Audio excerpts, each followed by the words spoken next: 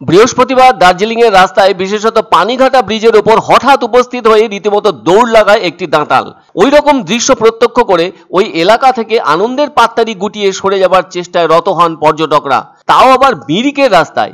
শৈল শহরে বেড়াতে এসে এদিন পর্যটকদের জন্য নাস্তানাবুদ হওয়ার মতো অবস্থা লক্ষ্য করা যায়। তাছাড়া এখন তো পর্যটন ভরা মরশুম, ফলে পাহাড়ের প্রাকৃতিক শোভা দেখার জন্য ভিড় হবে, সেটাই তো স্বাভাবিক। আর এই সময়টায় পাহাড় ঘুরে বেড়ানোর উত্তম সময়। কিন্তু এদিন মিরিকের রাস্তায় এত সুন্দর ঘোরাঘুরির মাঝে এমনই হঠাৎ ছন্দপতন হবে সেটা কেউই বুঝতে পারেননি।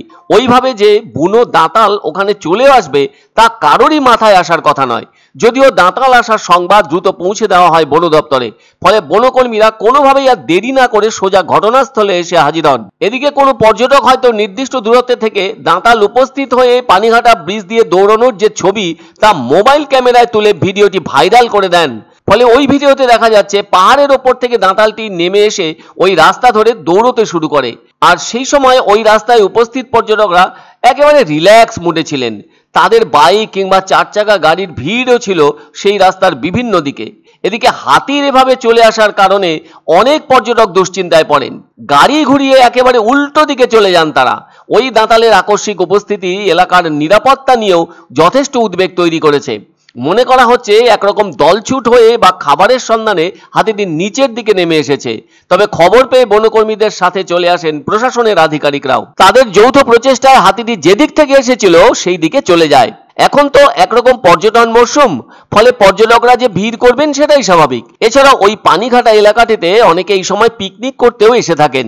এদিকে এই সময়ে জঙ্গল থেকে হাতি বেরিয়ে আসায় বাইরে থেকে ঘুরতে আসা মানুষদের কাছে সমস্যাটা অত্যন্ত গুরুত্বপূর্ণ হয়ে ওঠে, জানিয়ে চিন্তার ভাঁজ পড়েছে প্রশাসনেরও কপালে। ফলে প্রশাসনের উদ্যোগে স্থানীয় বাসিন্দা থেকে শুরু করে পর্যটকদেরকে যথেষ্ট সতর্ক করা হয়। অন্যদিকে ওই বুনো হাতিটির ওপরও নজর রাখা হচ্ছে বলে খবর মিলেছে।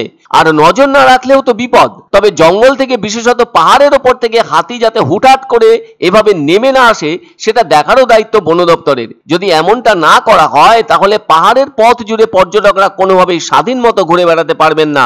অনেক সময় খাবারের সন্ধানেও পাহাড়ি জঙ্গল থেকে নেমে আসতে দেখা যায় হাতিদেরকে। এদিন হয়তো তেমন একটা কিছু ঘটতে দেখা গেল।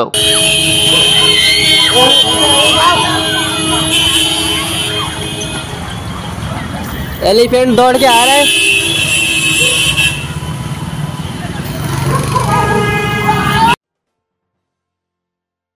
পছন্দসই সেরা খাবার খেতে হলে সোজা চলে আসুন রুচিসম্মত আধুনিক মানের রেস্টুরেন্ট রাজদরবারে। কেননা এখানেই আপনারা পাবেন ভোজনের রাজকীয় অনুভূতি। শুধু পুজোর সময়ই নয়, সারা বছরই রকমারি খাবার সরবরাহ করাই এই রেস্টুরেন্টের আভিজাত্য। আমাদের ঠিকানা রাজদরবার, রাহুতবাড়ি, বাবুপাড়া, জলপাইগুড়ি। ধামাকা ধামাকা ধামাকা, সানরাইজ মার্বেলের নতুন শোরুম শীঘ্রই আসতে চলেছে জলপাইগুড়ি গৌরীয় মঠের পাশে নতুন করলা সেতুর কাছে।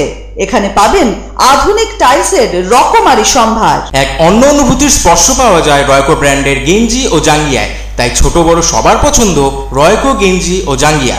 প্রস্তুতকারক জয়মনি হোশিয়ারি, কলকাতা। আনন্দ সংবাদ, আনন্দ সংবাদ। 30 বছরের নির্ভরযোগ্য প্রতিষ্ঠান ইন্দ্রমণি রাইস মিল। আমাদের কয়েকটি জনপ্রিয় ব্র্যান্ড হলো তাজ, বরলি, খুশি ইত্যাদি। আমাদের factory outlet CG trading company, Dinbazar, axis ব্যাংকের পাশে, জলপাইগুড়ি। এখানে সুলভ মূল্যে গুণগত মানের সব ধরনের চাল পাওয়া যায়। Phone number 9547029475।